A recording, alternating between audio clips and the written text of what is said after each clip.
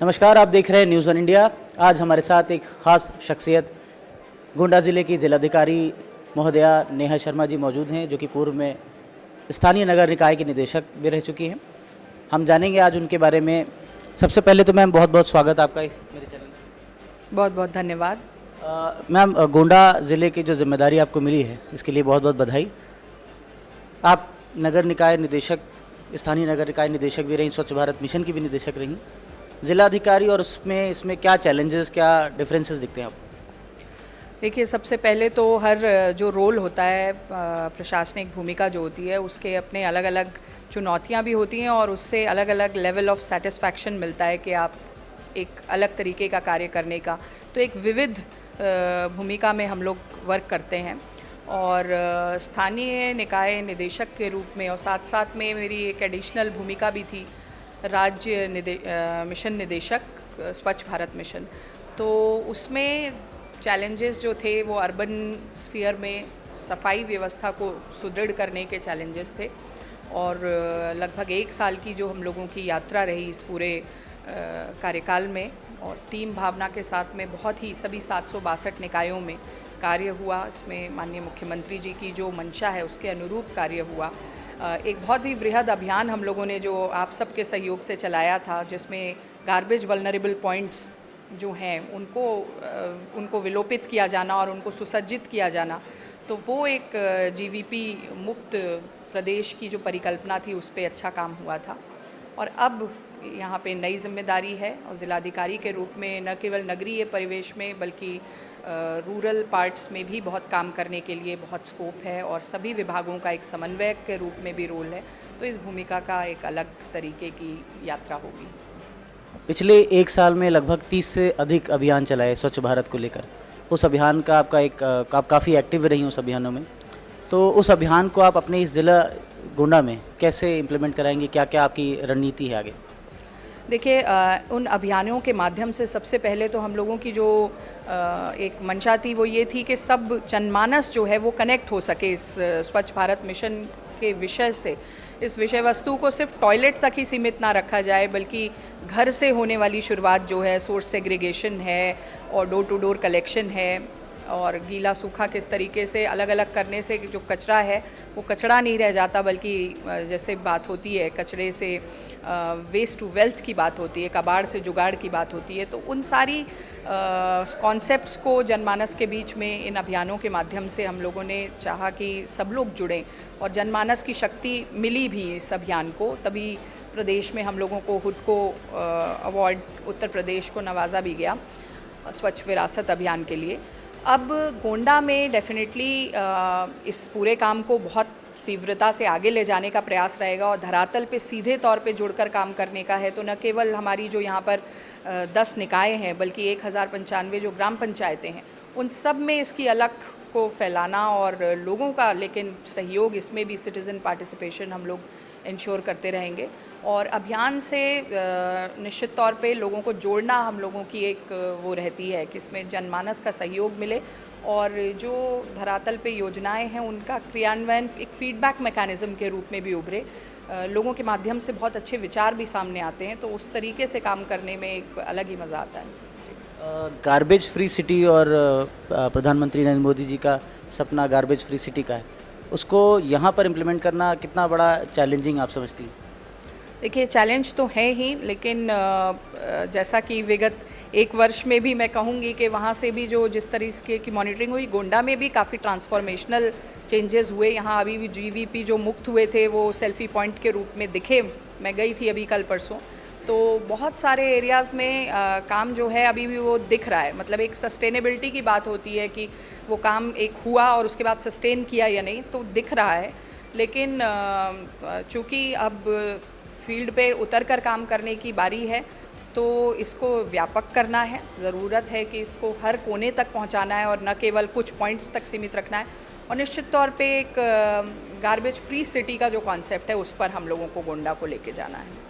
एक सवाल आपकी पर्सनल ज़िंदगी से, क्योंकि आप छत्तीसगढ़ के कोरिया ज़िले से हैं और आपके पेरेंट्स, मदर फादर डॉक्टर रहे, तो आपके ऊपर एक कहीं ना कहीं प्रेशर रहा होगा मेडिकल फील्ड में जाने का। कैसे उससे आप लड़ी उस वक्त? देखिए पेरेंट्स बहुत सपोर्टिव थे वैसे, लेकिन निश्चित तौर पे उनकी थी ये अभिलाषा थी कि फैमिली में दोनों ही डॉक्टर्स हैं, तो छोटा भाई भी डॉक्टर है, उसी लाइन में है। मेरे लिए भी था कि आप भी इस फील्ड को करें, लेकिन बहुत ही कम्युनिकेशन हम लोगों का बहुत क्लियर था, तो मैंने अपने पेरेंट्स को इच्छा व्यक्त की कि मुझे तो प्रशासनिक सेवा में ही जाने का मन है।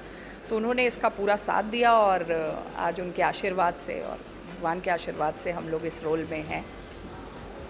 2010 की बैच की पास आउट, आप 2017 में आपकी पहली एज ए डीएम आप फिरोज़ाबाद चुनी गई। पहली बार डीएम का जो कार्यभार संभाला था, उसका कैसा एक एक्सपीरियंस रहा आपका, वो ज़रा शेयर करें। बहुत ही सुखद एक्सपीरियंस रहा। पहली बार आप एक फील्ड पोस्टिंग में जब आते हैं तो आप मतलब पूरी ऊर्जा के साथ काम करते हैं, और मेरे अंदर एक सर्विस ओरिएंटेड वो भी था कि जब अपने इस रोल में रहूं तो मैं पूरी तरह से समर्पित होकर कार्य करूं, एक डेडिकेटेड वे में कार्य करूं।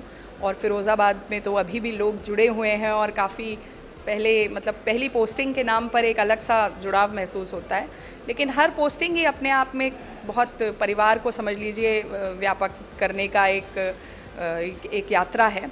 और फिरोज़ाबाद में 1.25 साल का लगभग टेन्योर रहा, और उसमें हम लोगों ने स्वच्छता पे भी काम किया। वहाँ ओडीएफ उस समय टॉयलेट्स बनाने का कार्य चल रहा था, और महिलाओं के और बच्चों के उसमें बहुत कार्य हुआ, बेटी बचाओ बेटी पढ़ाओ में बहुत कार्य हुआ। तो उस यात्रा को मैं बहुत ही सुखद मानती हूँ, और एक मील का पत्थर ही था, क्योंकि वहाँ से एक जनता के साथ जुड़ाव के साथ कार्य करने की जो एक स्कीम ऑफ थिंग्स हैं, उस तरह से इवॉल्व हुई। गांव-गांव तक हम लोग ने विजिट्स की, और वही काम जो है उसको और बढ़ा रहे हैं अब। जनता से जुड़ाव की बात अगर करें तो पब्लिक कनेक्ट आपका बहुत अच्छा कहा जाता है, और लोग आपसे इजीली कनेक्ट हो जाते हैं, अपनी शिकायत लेके आ जाते हैं। आखिर क्या है ऐसा जो आप दूसरे अधिकारियों से अलग हैं कि कोई आपके पास फरियाद लेके आ जाता है? ये सबका अपना अपना स्टाइल ऑफ एडमिनिस्ट्रेशन है, लेकिन मुझे लगता है कि हम अपने बेहतर से बेहतर प्रदर्शन में हम जो ऑथेंटिक रूप से कोई आवरण ना करते हुए अपना जो ऑथेंटिक सेल्फ है और जो सर्विस ओरिएंटेशन का भाव है, उसको अगर रखेंगे तो पब्लिक खुद कनेक्ट करती है। और मैं हमेशा यही सोचती हूँ कि अगर मैं चेयर के उस तरफ हूँ, टेबल के उस तरफ हूँ, मुझे इस तरह की समस्या से जूझना पड़े या मेरे परिवार के व्यक्ति को, तो उसमें मैं किस तरीके का एक इंटरेक्शन चाहूँगी, जिसके पास मैं पहुँचूँगी उससे मैं किस तरीके का बर्ताव व्यवहार एक्सपेक्ट करूँगी, बस उसी तरीके से काम करने की एक वो मिलती है, और उस तर्ज पे हम लोग बढ़ते हैं, काम करते हैं। पहली बार जब आप डीएम बनी, डीएम फिरोज़ाबाद, तो ज़रूर पहली बार कोई ना कोई ऐसा कार्य किया होगा जो आपको आज भी याद होगा, या कोई ऐसी घटना जो आपको कभी झकझोर के रख दी जिसमें आप सफल रहीं। अगर आप शेयर करना चाहें तो आप शेयर कर सकते हैं। देखिए, कनेक्ट वाले बहुत सारे कार्य हुए। सबसे पहले तो स्टूडेंट्स, क्योंकि हम लोग जब यंग एज में डीएम के रोल में रहते हैं तो बहुत सारे स्टूडेंट्स आते हैं, युवा आते हैं, युवा जुड़ना चाहते हैं। अब तो अभ्योदय कोचिंग में का जो कार्य हो रहा है, लेकिन हम लोगों ने फिरोज़ाबाद में एक स्कूल्स के साथ में हर अधिकारी को एक स्कूल गोद दिलाने का कार्य किया था, और मैंने खुद ने, कप्तान साहब ने, और ना केवल हम क्वालिटेटिव एस्पेक्ट्स में जुड़ते थे, बल्कि स्कूल को क्षमता संवर्धन के लिए, इंफ्रा के लिए क्या मदद हो सकती है, एक उद्यमी को जोड़ा था और एक अधिकारी को जोड़ा था। तो उसकी एक बहुत अच्छे रिजल्ट्स मिले थे, और उससे बच्चों के बीच में जो एक था कि मतलब शासकीय सेवाओं के अलावा और क्या करियर काउंसलिंग के क्या महत्व हो सकते हैं, उस तरह की इसका एक संवाद स्थापित हुआ था, जो मुझे निश्चित तौर पे काफ़ी याद भी आता है, और लगता है कि हर जगह वो रेप्लिकेट करने योग्य है। बहुत से युवा हैं जो तैयारी कर रहे हैं लोक सेवा आयोग की, उसमें आपको अपना रोल मॉडल मानते हैं आप, काफ़ी आपकी फ़ैन फॉलोइंग है युवाओं में, तो क्या मैसेज देना चाहेंगे उनको? मैं यही मैसेज देना चाहूँगी कि मेहनत का कोई और विकल्प नहीं होता है, परिश्रम करते रहें, लेकिन परिश्रम के साथ साथ में एक सही स्ट्रैटेजी बहुत इम्पॉर्टेंट है, क्योंकि हम किस तरीके के सवाल आ रहे हैं, किस तरीके का जो प्रश्न है, किस तरीके का एक व्यक्तित्व का विश्लेषण जो है पूरा यूपीएससी चाह रहा है, उस तरफ सही और बढ़ पा रहे हैं या नहीं बढ़ पा रहे हैं, उसका एक आत्ममंथन, और साथ साथ में एक सही रणनीति के तहत आगे बढ़ना। निश्चित तौर पे मेहनत, जैसा मैंने कहा कि परिश्रम का कोई और विकल्प नहीं है, तो मेहनत करने में बिल्कुल कोई वो नहीं छोड़ना है, कोई भी स्टोन अनटर्न नहीं छोड़ना है, लेकिन आप अपने पूरे मनोयोग से मेहनत करेंगे तो आपको ज़रूर सफलता हाथ लगेगी। जब पिछले हफ्ते आपका ट्रांसफ़र हुआ तो काफ़ी चर्चा बनी रही आपकी और ट्विटर पर भी आप ट्रेंड की। आपका एक वीडियो है योगा का, वीडियो के बारे में काफ़ी चर्चाएं हुई, ट्विटर पर ट्रेंड किया गया। क्या था वीडियो, आखिर आपके मन में क्या आया कोरोना काल में जो आपने वीडियो बनाया और भी पानी में? देखिए ये वीडियो जो था तो उस समय पे वाटर में योग का था, और योग जो है निश्चित तौर पे अब अंतर्राष्ट्रीय योग दिवस भी आ रहा है। हम लोग खुद अपने कार्यों में बहुत ज़्यादा उलझ जाते हैं, और मैं खुद अब उस स्टेज से थोड़ी सी इधर उधर हो गई हूँ, लेकिन लाइफ को ट्रैक पे लाना आवश्यक होता है। व्यायाम और योग अभ्यास जो है न केवल आपको फिज़िकली फिट रखता है, लेकिन मेंटल रूप से भी एक काम और एक एकाग्रचित होकर कार्य करने के लिए जो जिस तरीके का व्यक्तित्व का विकास है उसके लिए बहुत आवश्यक है। तो मेंटल वेलबींग के लिए भी बहुत आवश्यक है। तो वो मैंने एक वाटर योग का एक वीडियो छोटा सा शेयर किया था क्लिप, और जिसको काफ़ी लोगों के द्वारा सराहा भी गया। और उससे बस यही मैसेज था कि अपने आप को कार्य में ज़रूर झोंकें, लेकिन कार्य के लिए अपने आप को मेंटल वेलबींग, फिज़िकल वेलबींग से जोड़े रखें। तो मतलब आने वाले जो दिन है उसमें योग डे है, इंटरनेशनल योगा डे है, इस पे आप ज़रूर कुछ ना कुछ करेंगे अपने इस ज़िले में? जी, अंतर्राष्ट्रीय योग दिवस के लिए तैयारियां पूरी ज़ोरों शोरों से हैं, और हर बार की थीम जो होती है उस थीम से जोड़ते हुए एक मैसेजिंग होनी चाहिए। न केवल योग ही बल्कि हर प्रशिक्षण या आयोजन से हम लोग चाहते हैं कि एक मैसेज जो है वो दें।